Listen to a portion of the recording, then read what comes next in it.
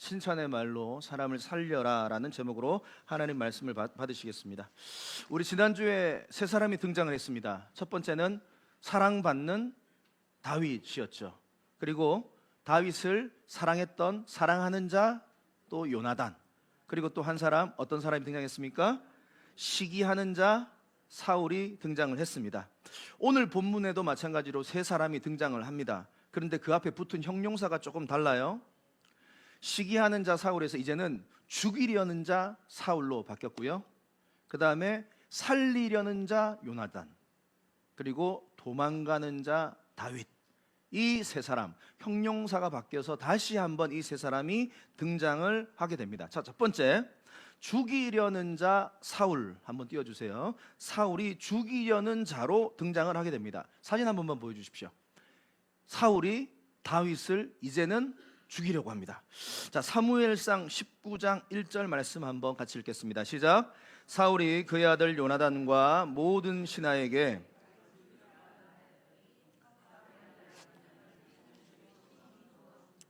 지난주 18장까지만 하더라도 사울은 다른 사람의 손을 빌려서 은밀하게 다윗을 죽이려고 했습니다.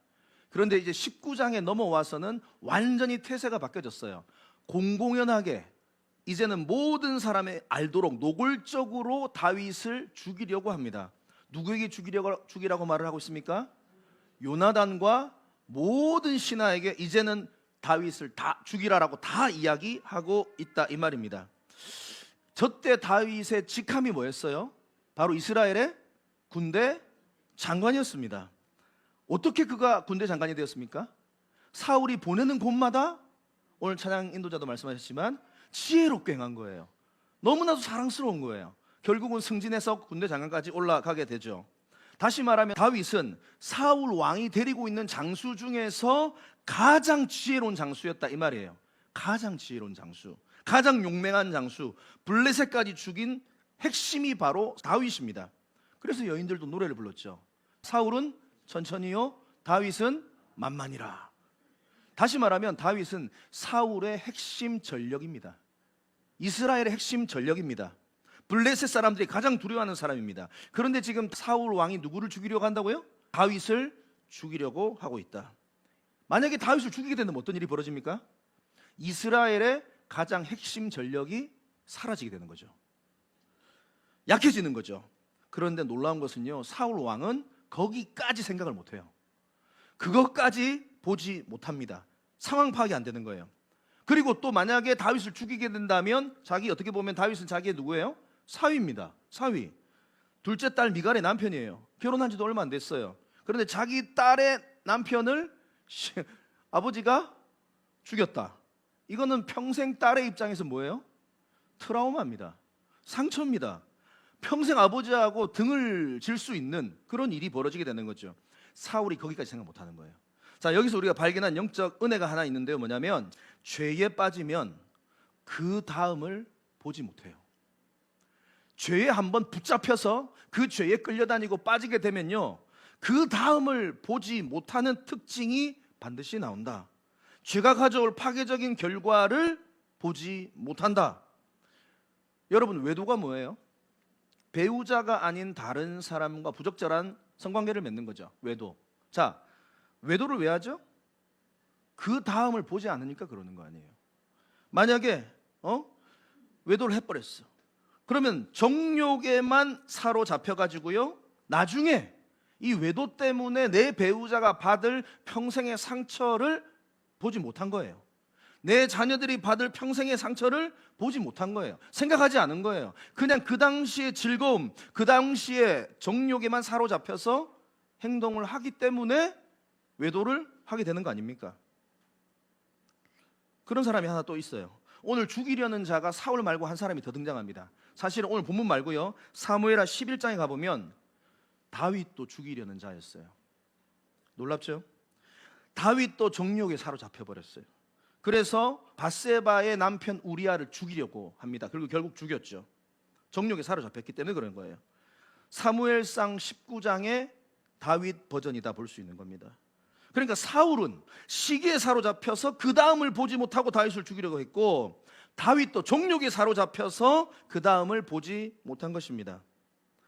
정말로 다윗이 그 다음을 봤다면 이런 행동 안 하죠. 그런데 자기가 정말 아끼는 충성스러운 부하를 죽이게 되고, 그러면 하나님께서 크게 실망하시게 되고 자기의 삶이 무너지는 것, 다윗 거기까지 생각을 못한 겁니다.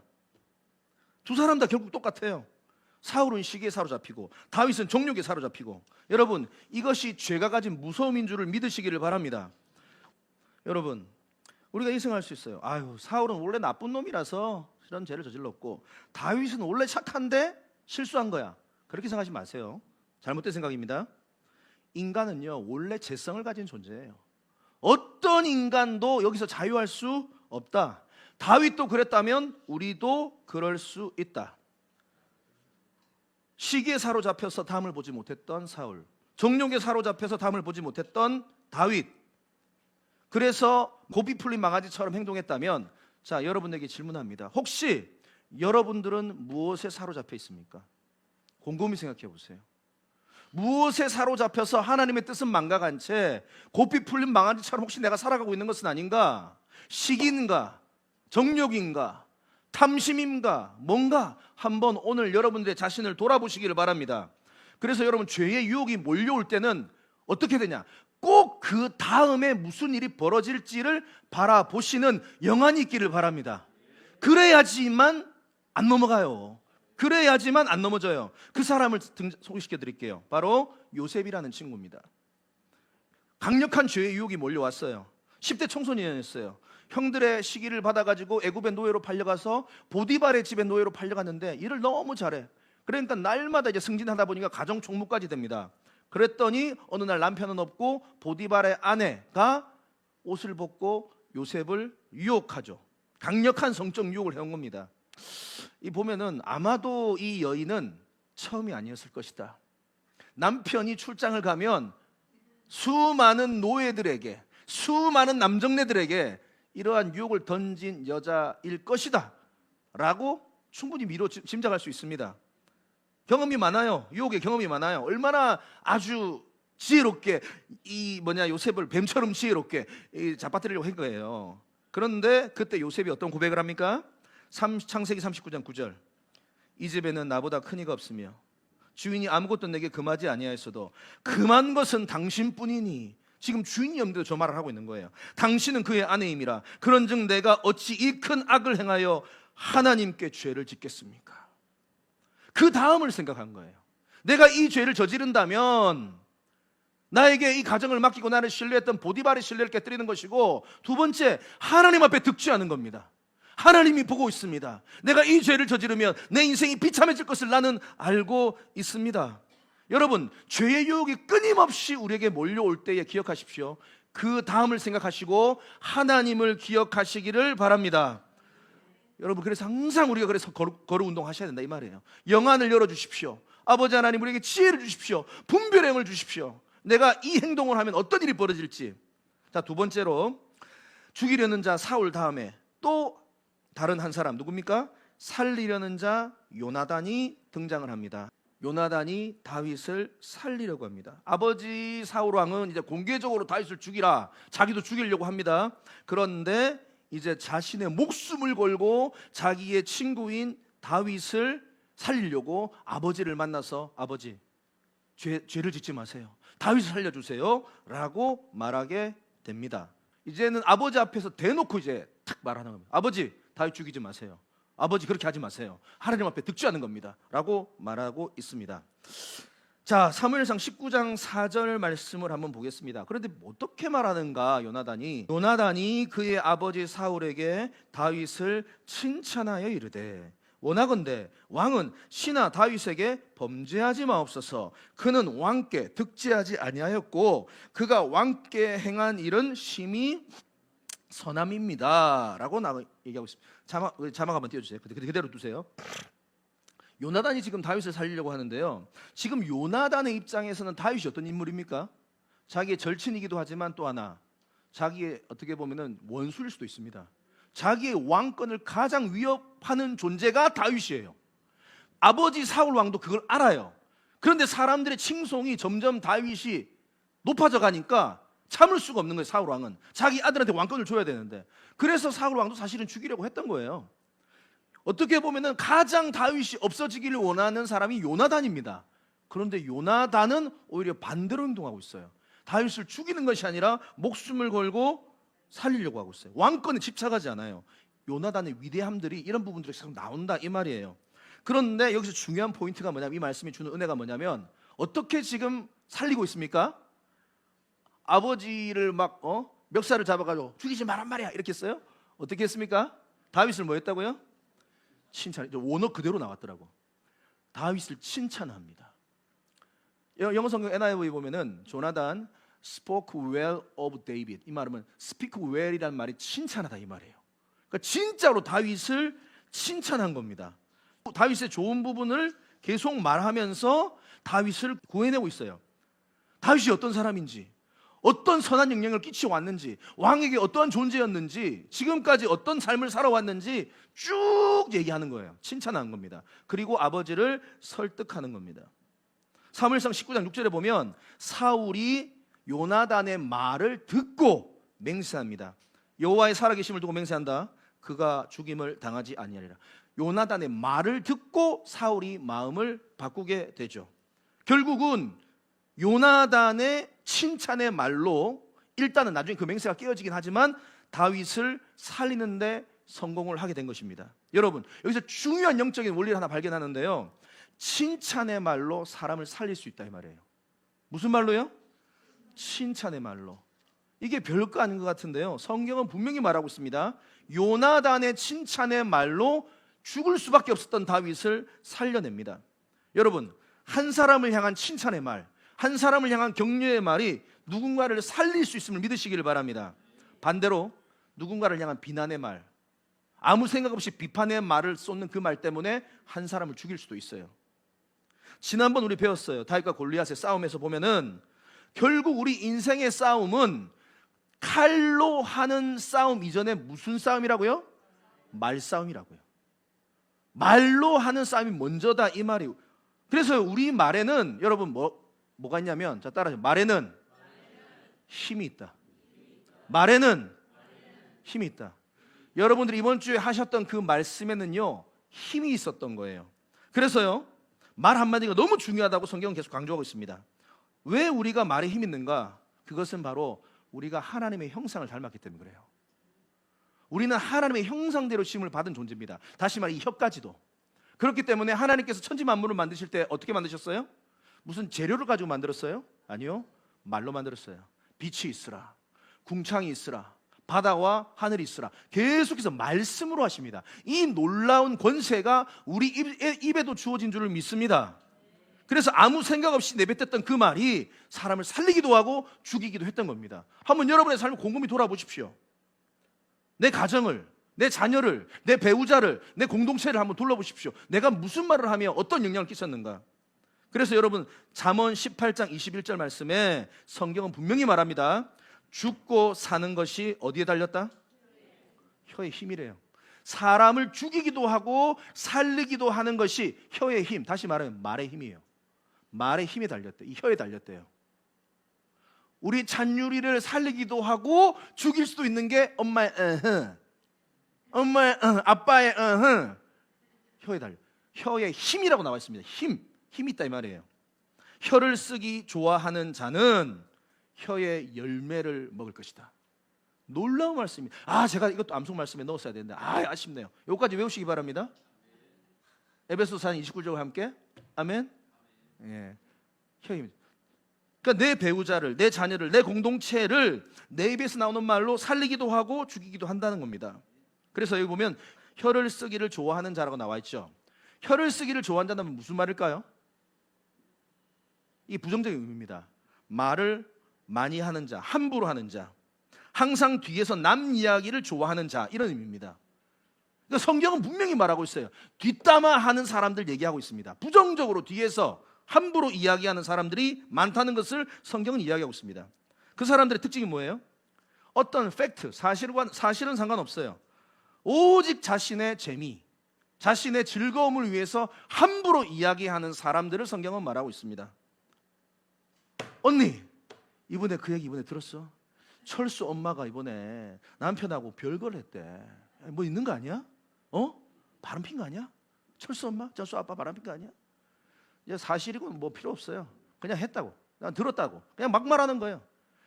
이번에 영희 엄마가 눈이 파래가지고 우리 모임에 나왔잖아. 선글라스 끼고 나왔어. 맞았어. 100% 맞았어. 자기 하고 싶은 말 하는 거예요, 이제 막. 이 커피숍에서 이런 악한 말들이 너무너무 많이 나와요. 커피숍에서 선한 역사 일어나는 걸 본 적이 없어, 나는. 커피숍에서 뭐 함께 모여서 기도합시다, 주를 찬양합시다, 복된 말하고. 여러분 봤어요? 커피숍은 전부 다 99.9% 악한 말하고 있어요. 그래서 사실 여부와 상관없어요. 그 말을 하면 자신이 스타가 되는 것 같거든. 사람들이 막 자기를 막 집중해 주거든. 그러니까 막 더 흥분해가지고 부풀려가지고 막 이제는 막 미사 여구를 막 꾸며가지고 막 얘기해. 우리 형제들도 이런 말 많이 해요. 자매님들 더더욱 조심하시기 바랍니다. 너무 남녀 차별하는. 남자도 분명히 말했습니다. 남자도 그런 말 합니다. 근데 여자분들이 조금 더 많이 말씀을 하시는 것은 아닌가, 이런 생각이 좀 듭니다. 가짜 뉴스를 퍼나릅니다. 악성 댓글을 답니다. 그게 자신의 사명인 양. 그리고 나중에 그것이 사실이 아닌 걸로 밝혀지면 어떻게 하느냐? 그랬어? 그랬구나. 다른 얘기 하는 거예요. 또 야, 이번에 뭐 민수 아빠가 야, 상관없어요. 이제는 그 사람이 죽든 말든 상관없어요. 이미 그 사람 죽어버렸어. 그런데도 이제 자기는 관심이 없는 거예요. 그래서 죽어버렸어요. 주님 말씀, 혀를 쓰기 좋아하는 자, 함부로 말하는 자, 낱말하기 좋아하는 자, 아무 생각 없이 툭툭 말을 던지는 사람들, 여러분, 이 사람들을 성경에 뭐라고 말했습니까? 혀의 열매를 먹으리라. 이건 무슨 말이에요? 이 악한 말을 내쏟으면 그 사람도 죽지만 이 말이 부메랑처럼 돌아와서 자기도 죽인다, 이 말이에요. 그래서 여러분들의 인생 가운데 꼬인 게 지금 안 풀어지는 이유가 바로 여기일 수도 있어요. 날마다 악한 말들 하거든. 사실 여부는 상관없어요. 그냥 악한 말을 이렇게 던져. 이거 아니야? 저거 아니야? 그랬다던데? 저랬다던데? 정말로 그것에 대한 사실을, 팩트를 체크하는 거 관심 없어요. 귀찮거든. 그러니까 남들이 말하면 그걸 오케이 하거든. 거기다 더 살을 붙이거든. MSG를 뿌리거든. 정말로 악한 사단의 짓입니다. 뱀이 그렇게 했잖아요. 뱀이 악한 말들을 만들어가지고 거짓말을 만들어서 하와를 유혹했잖아요. 그래서요, 여러분, 이 혀의 열매를 먹는단 말은 그 사람도 죽고 나도 죽고 하나님이 징계를 받는다, 이 말이에요. 그러니까 여러분, 이 악한 말 절대로 하시면 안 됩니다. 그래서 에베소서 4장 29절 말씀, 오늘 암송 말씀 나옵니다. 같이 읽겠습니다. 시작. 무릇 더러운 말은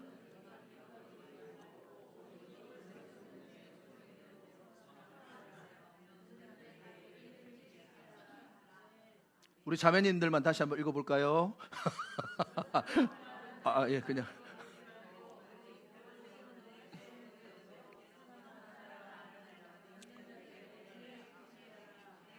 자매님들 아멘. 아멘. 더러운 말 하지 마세요. 성경에 보면은 저기 원어 그대로입니다. 말이 더럽대요. 더러운 말, 냄새나는 말, 그 악한 말들은 입 밖에도 내지 마. 이 말은 무슨 말이냐? 생각은 떠오를 수 있다, 이 말이에요. 생각이 사단이 줄 수 있단 말이에요. 이게 우리 전쟁터거든. 줄 수 있는데, 떠오를 수 있는데 입 밖에는 절대로 내지 마라. 하지 말하잖아. 입 밖에 내지 말하잖아요. 근데 왜 내요, 자꾸? 왜 함부로 말하세요? 왜 사람을 죽이세요? 거짓 소문에 왜 이용당하세요? 무슨 말을 하라고요? 덕을 세우는 말을 해라. 공동체를 살리는 말을 해라, 이 말이에요. 한 사람 살리는 말을 해라. 그 다음에 선한 말을 해라. 같은 말입니다. 선한 말, 덕을 세우는 말, 은혜를 끼치는 말, 이런 말들만 하라라고 성경은 분명히 이야기하고 있습니다. 그게 바로 오늘 요나단은 무슨 말 했냐? 칭찬의 말로 했던 거예요. 그래서 다윗을 살린 겁니다. 그래서 여러분들에게 조금 더 구체적으로 제가 지침사항을 말씀해 드리겠습니다. 첫 번째, 자, 덕이 되는 말, 살리는 말, 칭찬의 말 5가지.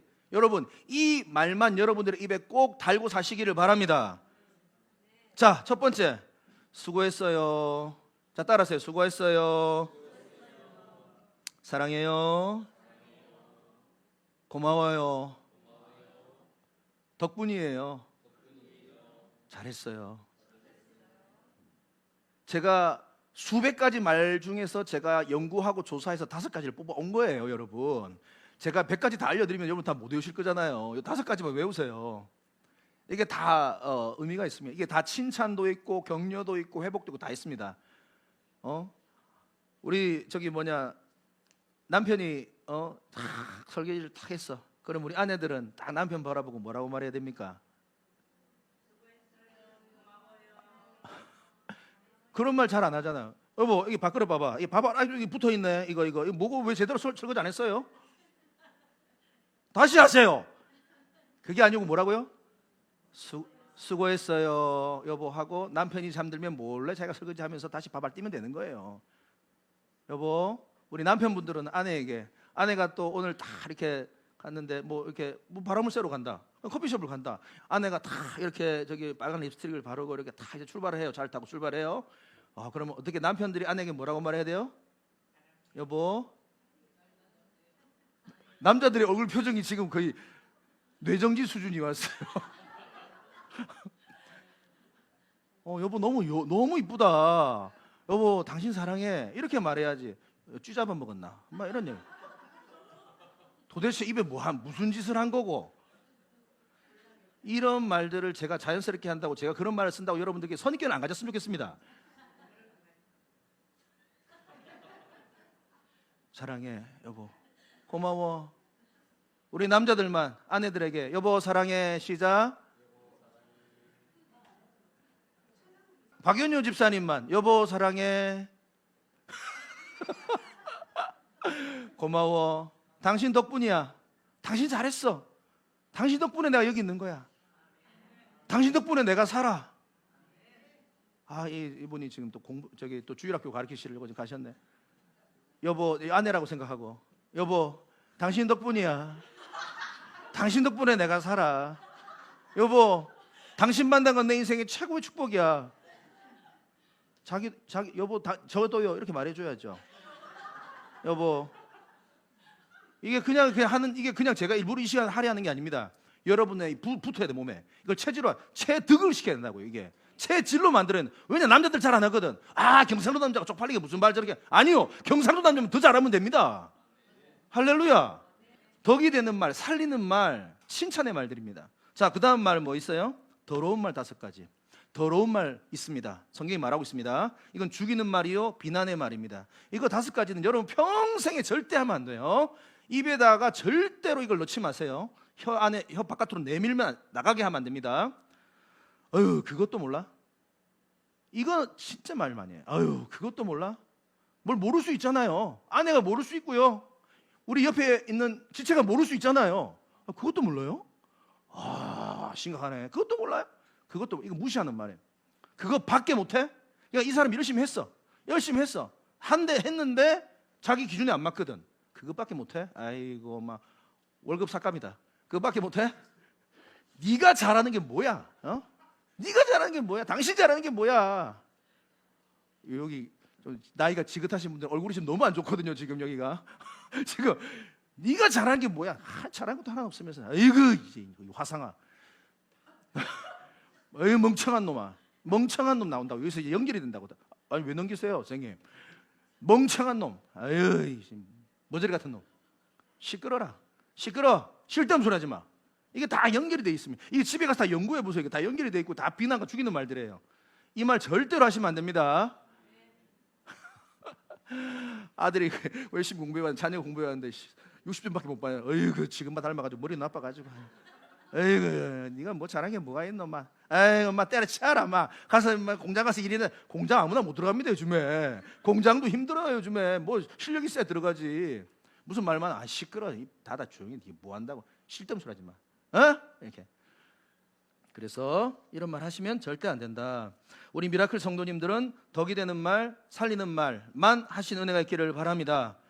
그 요나단의 이 말을 계속 사울 왕이 들으니까 그 마음이 바뀌어가지고 맹세해가지고 내가 살려주겠다라고 말한 거 아닙니까? 말에는 힘이 있어요. 사울 왕도 바꿔버렸다 이 말이에요.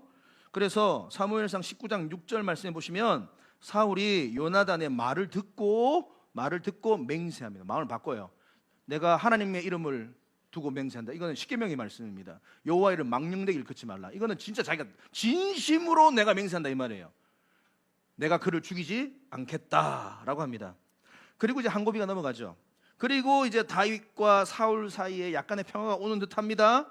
다시 다윗은 군대 장관으로 싸움을 또 잘합니다. 전쟁의 승리를 거둡니다. 19장 8절에 보면 전쟁이 다시 있으므로 다윗이 나가서 블레셋 사람들과 싸워 그들을 크게 쳐 죽이매 그들이 그 앞에서 도망하니라. 여전히 우리 다윗은 멋진 귀한 모습을 보입니다. 그런데 9절 말씀을 한번 띄워주시면 갑자기 9절과 10절 말씀에 보면 사울이 손에 단창을 가지고 수금을 다윗이 타고 있는데 던져서 사울을 또 죽이려고 합니다. 그리고 이 장면이 또 나오고 있는 거죠. 9절에 보면 사울이 손에 단창을 가지고 그의 집에 앉았을 때에 여호와의 부르시는 악령이 사울에게 접하였으므로 다윗을 죽이려고 합니다.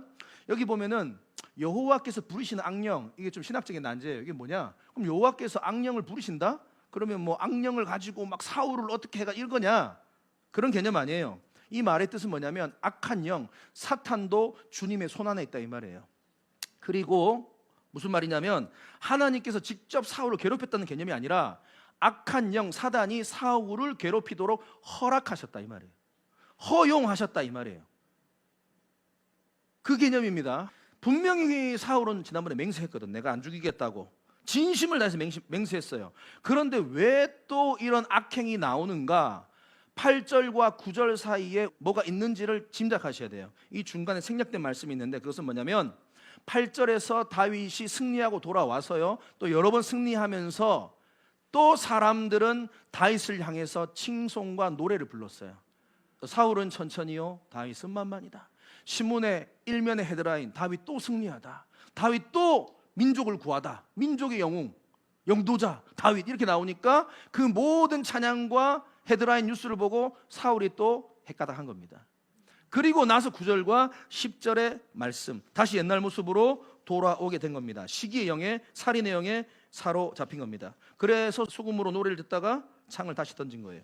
사울이 이렇게 딱 수금을 타고 있는데, 그렇죠, 애가 또 헷가닥해서 또 던진 겁니다. 여러분, 여기서 우리가 생각하셔야 될 게 뭐냐면 지금 사울의 근본 문제는 해결이 안 된 거예요. 맹세는 했지만 근본 문제가 해결이 안 되니 또 도지는 겁니다. 이 시기와 질투의 문제가, 다시 말하면 뿌리의 문제가 있는 거예요. 뿌리의 문제, 뿌리의 문제. 여러분, 아무 우리가 맹세하고 결단해도요, 이 뿌리의 문제가 해결이 안 되면 결코 또다시 반복하게 됩니다. 여러분, 도박하신 분들, 아, 내가 도박 안 해야지, 이거 내가 도박하면 막 내가 손가락을 잘라야지, 여러분 결단하죠? 그런 분들 손가락 자른다고 도박 안 합니까? 마약 하시는 분들도, 연예인들 맨날 안 하겠다 해놓고도 다짐하고도 또 마약하고, 술도 내가 안 마셔야지 다짐하고 또 술을 마시고, 결국은 이 근본 문제, 뿌리의 문제가 해결이 안 되면 해결이 안 된다 이 말이에요. 여러분, 성령님의 특별한 터치가 있어야 될 줄 믿습니다. 이 죄의 문제는 성령님이 만지셔야 되는 거예요. 신앙생활 하시는 분들 중에 오랜 세월 술, 담배 때문에 계속 그렇게 하다가 어느 날 갑자기 끊으셨다는 분들 얘기 들어봤어요? 그런 분들 가만히 보면 갑자기 자기가 하루아침에 이 담배 향기가, 연기가 역겹다, 이게 느껴졌다 이 말이에요. 술 냄새가 역겹다, 이걸 느꼈다 이 말이에요. 그건 성령님께서 특별하게 만지신 거예요. 그 김혜자, 국민엄마 아시죠? 김혜자 30년 넘게 꼴초랍니다. 그런데 썬데이로 다니다가 자기 딸이 아주 신실한 믿음의 딸이에요. 그래 새벽마다 어머니를 기도한 거예요.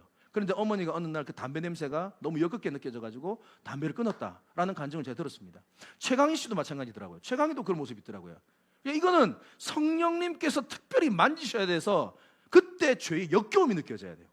이건 우리가 맹세한다고 다짐한다고 되는 게 아니에요. 성령님께서만 가능한 사역인 줄을 믿습니다. 그래서 성령의 바람 오늘 찬양했잖아요. 깜짝 놀랐어요. 저는 보세요, 성령님이 하시는 사역이 바로 이 사역인데요, 이사야 40장 7절 말씀입니다. 이거 정말 중요한 말씀이거든요. 한번 띄워주세요. 풀은 마르고 꽃이 시듬은 여호와의 기운이 그 위에 불미라. 성령의 사역 중에서 살리고 소생시키는 사역도 있습니다. 그런데 하나 더 있습니다. 뭐냐? 마르게 하고 시들게 하는 사역도 성령의 사역이에요. The withering work of the Holy Spirit. 성령의 시들게 하는 사역이에요. 저거는 성령님께서요 살리기도 하시지만 시들게도 하십니다. 그래서 여러분 기억하세요. 성령의 바람으로 육신의 정욕을 시들게 해야 돼요. 내가 맹세한다고, 다짐한다고, 결단한다고 한계가 있어요. 성령의 바람이 불어야 돼요. 성령의 바람이 불어와야 돼요. 오늘 찬양도 마찬가지고요. 여러분들이 기도할 때도 마찬가지고요. 여러분들이 그래서 성령의 바람을 사모하셔야 돼요. 성령이 바람이 불어와야 돼요. 그러면 내 안에 모든 탐욕의 마음, 정욕의 마음, 더러운 입술의 말들이 시들게 되는 거야. 성령의 바람을 사모 안 하면 날마다 더러운 말 하는 거죠. 더러운 생각하는 거죠.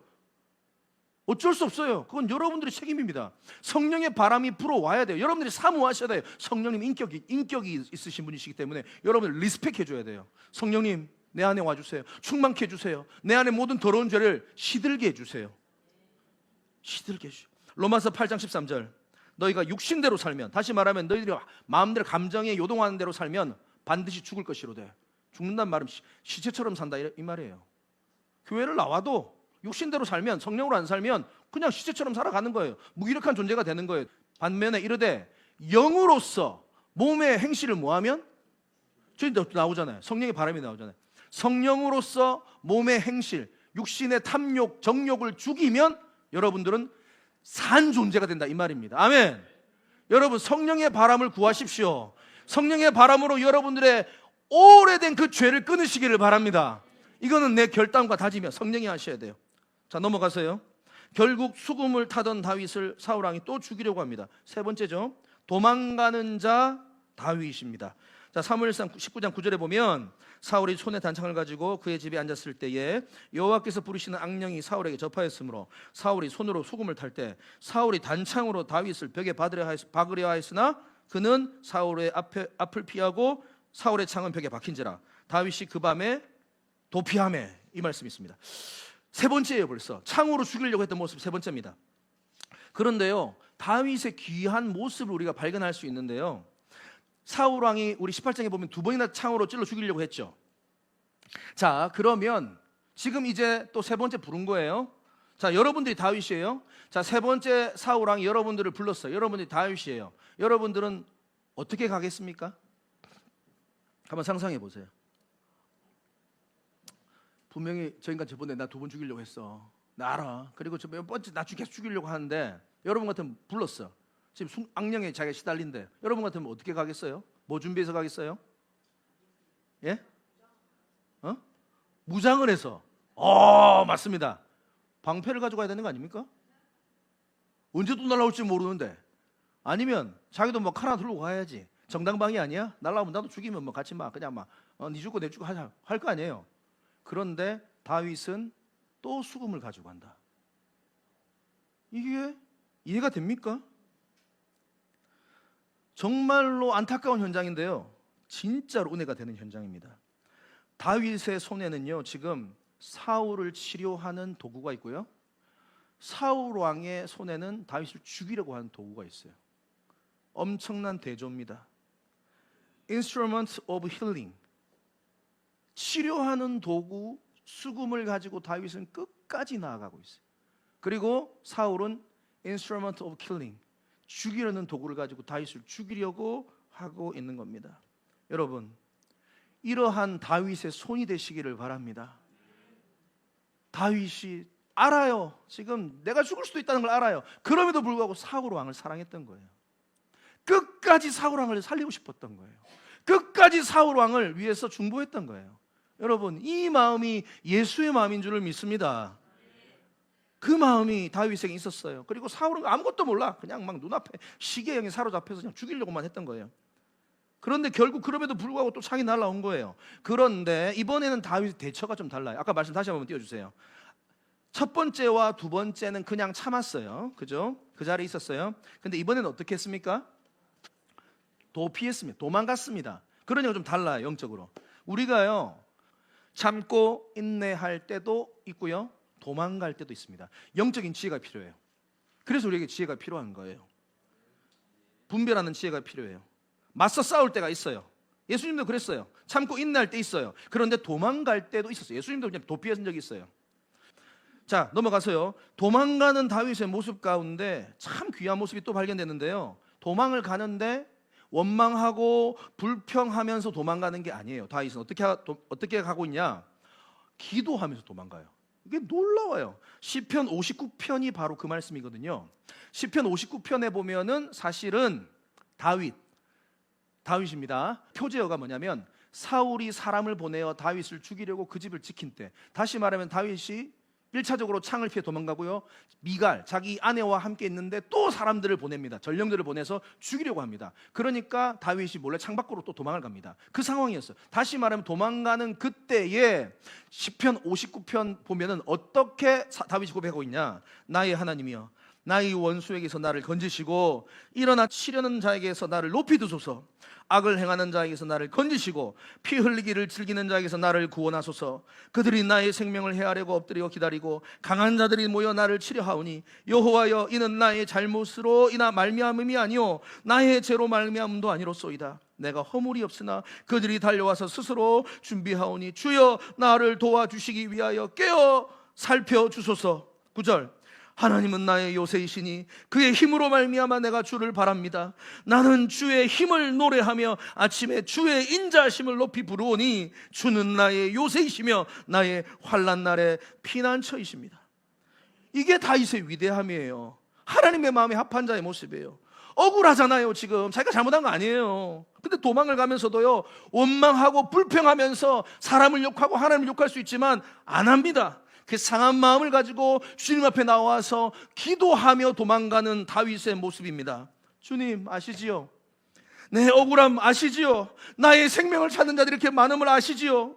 주여, 주님만이 이 억울함을 풀어주실 수 있는 분입니다. 주님만이 나의 힘이십니다. 주님만이 인자하심으로 나를 덮어주실 수 있는 분이십니다. 여러분, 억울한 일을 당할 때 많잖아요. 힘들고 답답할 때 많잖아요. 그때 어떻게 해야 됩니까? 부딪혀야 돼요. 네 죽고 내 죽고 막 같이 죽자. 그냥 오늘 끝이다. 오늘 두 번째, 도망은 가기는 가, 피하기는 피해. 그런데 온 욕을 하면서 원망을 도망을 가. 아유, 저 인간 때문에 내 인생이 꼬였다고. 아유, 저 인간. 아이고, 내 팔자야. 아유, 내가 그렇게 열심히 예수 믿었는데 뭐 상황 바뀌는 거 하나도 없네. 왜 이렇게 악하가만 되노? 하나님 어디 있노? 내가 예수를 열심히 믿었는데 왜 내 상황이 이렇게 꼬이노? 왜 질병에 걸리노?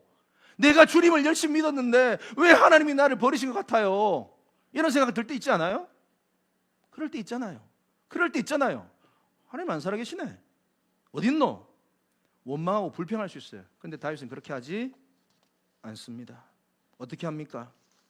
주님, 지금 내 상황이 이렇습니다. 주님 아시지요? 나 너무 힘들어요. 나 너무 억울해요. 그러나 주님은 아시니까, 내 주님은 신실하시니까 주님이 나의 힘이 되어주셔서 이 상황에서 나를 건지실 줄을 믿습니다. 주님만이 나의 요새이시고 주님만이 환난 날에 나의 피난처이십니다. 끝까지 주님을 신뢰하는 거예요. 사람을 원망하는 게 아니에요. 꼭 예수를 믿다가 뭔가 지금 마음에 안 드는 상황이 벌어지면요, 하나님을 원망하고 사람을 원망하고요, 꼭 그렇게 주님을 원망해요. 아니에요. 여러분, 주님을 끝까지 신뢰하시기를 바랍니다. 그래서 다윗이 그렇게 위대한 인물이 됐던 거예요. 그럴 때 다윗이 불렀던 찬양이 뭘까요? 괴로울 때 주님의 얼굴 보라. 평화의 주님, 괴로울 때 주님의 얼굴 보라. 평화의 주님 바라보아라. 세상에서 시달린 친구들아, 위로의 주님 바라보아라. 눈을 들어 주를 보라. 내 모든 염려 주께 맡겨라. 슬플 때에 주님의 얼굴 보라. 사랑의 주님 안식 주리라. 괴로울 때, 이 찬양하는 거예요. 이 고백하는 거예요. 여러분들, 제발 사람 좀 원망하지 마세요. 하나님 원망하지 마세요. 여러분, 그러면 신앙이 안 자라요. 날마다 하나님이 어린아이 신앙 수준 거기밖에 못 자라요. 자랄 수가 없어요. 여러분, 다윗같이 억울한 상황에 놓여 보신 분들 참 많죠. 사방이 막히는 같은 상황. 그러나 기억하세요, 이 상황 우리 주님은 다 알고 계십니다. 다 보고 계셔요. 그리고 이 상황 역시 주님이 허락하신 상황이다. 왜요? 하나님께서요, 다윗을 이스라엘 왕으로 만드시기 위해서 다윗을 향한 하나님의 큰 그림입니다. 이게 하나님의 큰 그림이 있습니다. 하나님의 큰 그림이에요. 다윗의 마지막 자리는요, 군대 장관 자리 아닙니다. 궁중학사 자리 아닙니다. 사울의 자리, 사위 자리 아닙니다. 하나님께서 큰 그림을 그리고 계시는데요, 다윗이 마지막에 앉는 자리는 어디냐? 이스라엘의 왕입니다. 그 그림을 그리고 계시기 때문에 그를 도피시킨 거예요. 그를 연단시키고 계시는 거예요. 그런데 다윗은 이 큰 그림을 모르죠. 하나님만 아시죠. 그러니까 다윗의 입장에서는 아이고 억울하다. 내게 상을 줘도 지금 모자랄 판에 나를 죽이려고 해? 내가 수금으로 저렇게 치료해 주는데 나를 죽이려고 해? 4번이나 6번이 나를 죽이려고 해? 이럴 때 있잖아요. 여러분, 하나님의 큰 그림을 기억하시기를 바랍니다. 다윗이요, 원통함과 억울함을 반드시 겪어야 돼요. 다시 말합니다. 다윗은 억울함과 원통함을 반드시 겪어야 됩니다. 왜요? 그래야지 다윗이 원통한 자를 품을 수 있어요. 사무엘상 22장 1절과 2절 말씀에 보면 환난당하고 빚진 자들, 마음이 원통한 자들이 다윗에게 몰려들었고 다윗은 그들을 품을 수 있었던 거예요. 다윗은요, 가장 연약한 자, 초라한 자, 하가탄이었어요. 아무도 그를 인정하지 않았어요. 그런데 그의 주변에 마음이 원통한 자들이 모일 수 있었다. 이들을 통하여 다윗 왕국의 기초가 세워졌다. 만약에 다윗이 초엘리트 코스만 밟고 어떤 어려움도 없이 쭉 올라갔잖아요. 그럼 다윗은 이스라엘 왕으로서 사역을 감당하지 못해요. 다윗은 누구보다도 원통한 자들의 마음을 잘 아는 사람이에요. 다윗은 누구보다도 억울한 사람들의 마음을 아는 사람이에요. 그래야지만 하나님께서 그를 이스라엘 왕으로 쓰실 수가 있다. 이것이 바로 하나님의 큰 그림인 줄을 믿습니다. 말씀을 마무리하겠습니다. 사랑하는 미아키교회 성도 여러분, 죄악의 유혹이 파도처럼 밀려올 때 있습니다. 여러분, 그때에 그 상황의 즐거움, 그 상황의 쾌락만 보지 마시고요, 그 다음을 볼 수 있는, 그 참혹한 다음을 볼 수 있는 영안이 열리시기를 주님의 이름으로 축복합니다. 특히 오늘 말씀의 제목이기도 하죠. 비난의 말, 죽이는 말, 그 말, 악한 말 절대 하지 마시기 바랍니다. 수고했어, 사랑해, 잘했어, 고마워, 네 덕분이야, 당신 덕분이야, 살리는 말, 칭찬의 말로 우리 공동체가 살아나기를 바랍니다. 여러분 가정이 살아나기를 바랍니다. 성령의 바람을 불어 주시옵소서. 내 안에 모든 육신의 정욕을 시들게 하여 주시옵소서. 하나님의 큰 그림을 신뢰하고 끝까지 믿음으로 달려가게 하여 주시옵소서.